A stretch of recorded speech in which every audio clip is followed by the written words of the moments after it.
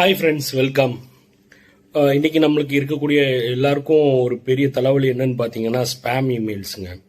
So வந்துட்டு நீங்கள் ஒரு இம்பார்ட்டன்ட் மெயில் வச்சுருப்பீங்க, உங்களுக்கு பர்சனல் இமெயில் ஐடி வச்சுருப்பீங்க. ஆனால் காலையில் அதை திறந்து மெயில் பார்த்தீங்கன்னா எக்கச்சக்கமான ஸ்பேம் இமெயில்ஸ் இருக்கும். யார் எதுக்கு மெயில் அனுப்புகிறாங்கன்னே தெரியாது.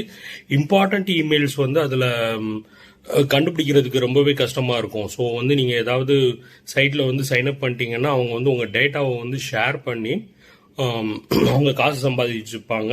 அதனுடைய விளைவு என்னன்னு பார்த்தீங்கன்னா உங்களுக்கு நிறையவே ஸ்பேம் இமெயில்ஸ் வரும். ஸோ இதை வந்து நம்ம எப்படி ஓவர் கம் பண்ணுறது அப்படிங்கிறது தான் பார்க்க போகிறோம். ஸோ வந்து உங்களோட இமெயில் ஐடியை வந்து எல்லா சைட்டுக்கும் வந்து கொடுக்காதீங்க. நீங்கள் ஜஸ்ட் வந்து ஒரு டெம்பரரியாக வந்து ஒரு சர்வீஸ் யூஸ் பண்ணணும்னு நினைக்கிறீங்க, பட் அவங்க வந்து ஒரு இமெயில் கேட்குறாங்க, இமெயில் ஐடி கேட்குறாங்கன்னா உங்களுடைய ஒரிஜினல் பர்சனல் இமெயில் ஐடியை கொடுக்கணும்னு அவசியம் கிடையாது. நிறைய use and throw disposable email providers இருக்கிறாங்க.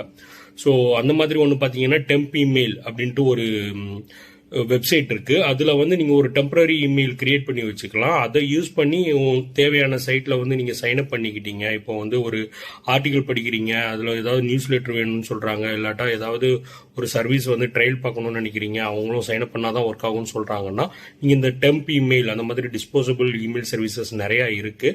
அதை யூஸ் பண்ணிக்கிட்டீங்கன்னா உங்களோட இமெயில் ஐடி வந்து வெளி உலகத்துக்கு வந்து தேவையில்லாதவங்க கையில் வந்து கிடைக்காது. அது மூலமாக வந்து நீங்கள் ஸ்பேம் இமெயில்ஸை வந்து ரொம்பவே குறைக்கலாம். இது மாதிரியான யூஸ்ஃபுல்லான தகவல்கள் தெரிஞ்சுக்கணுன்னா நம்ம சேனலை சப்ஸ்கிரைப் பண்ணுங்கள்.